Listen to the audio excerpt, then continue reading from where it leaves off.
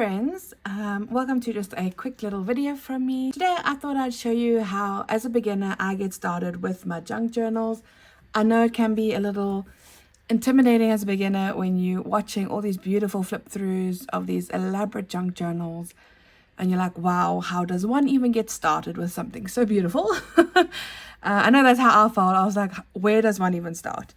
So I thought I would just show you today how I start is by creating a base for a signature. You don't have to think about how many signatures you're going to start with for a journal.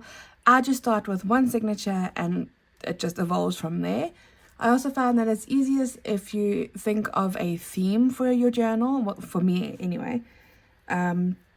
So for example, the journal I'm working on at the moment's current theme is yellow. So then I go into all my stash of goodies and start looking for papers that have some sort of yellow on them. So let me show you what I get started with.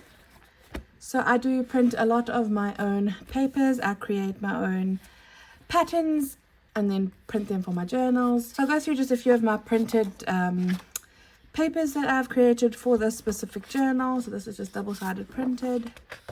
I also use different thicknesses of paper. I think this is 120 GSM, whereas this is a thicker card, is 250 GSM. So I will use these to either decorate a page or as an actual page myself, because I usually create an A5 size journal, so that's just a normal printer size paper folded in half, and that gives me a nice page. I'll just do a quick flip through of what I've printed to give you guys some ideas.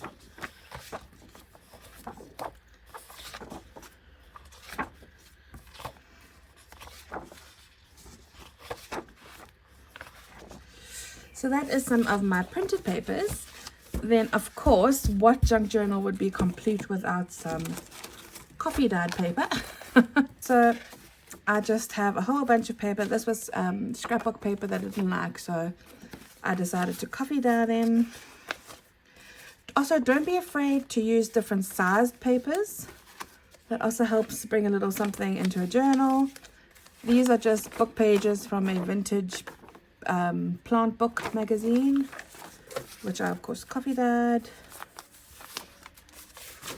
And these are coffee dyed papers that just have a stencil on, and I mean, look how beautiful that makes a page in your signature. Okay, so that's just a whole bunch of coffee and tea dyed paper. Another favorite thing that I like to use for different papers in my signature are of course old books. I know this is a controversial subject, but I think a lot of us use old books, so it's fine.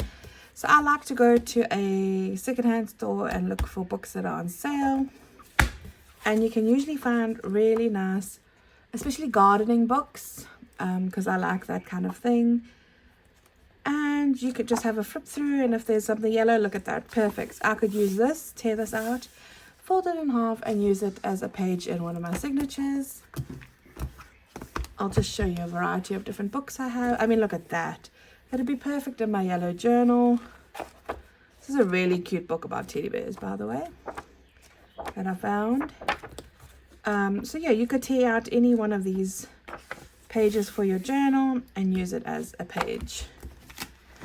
Another popular type of book that I know people like are books on flowers, because you can get really beautiful illustrations to use in your junk journals. I also found this really cute book that I used in my last journal, or this journal, I can't remember.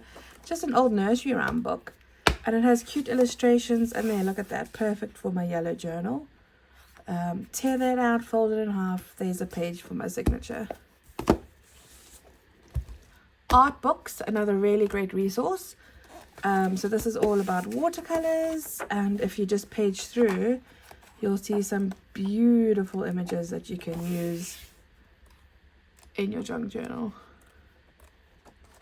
Okay. Then the obvious one as well is scrapbook paper. I just have a few scrapbook papers that I can use. So obviously remember my theme is yellow. So all of these I can be using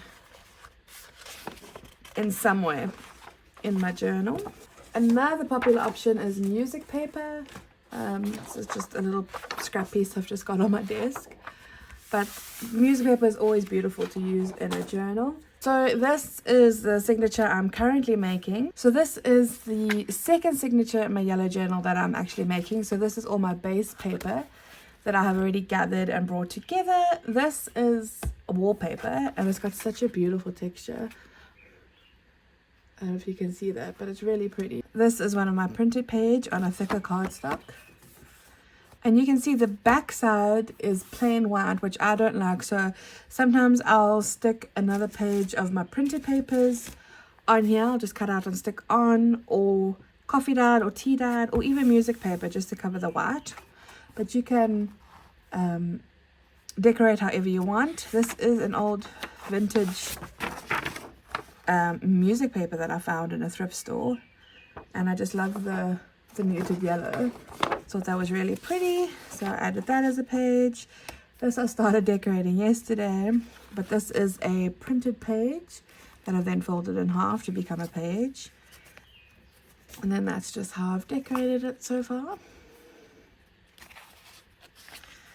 And then I've got one coffee dyed piece of paper in here and a scrapbook piece of paper.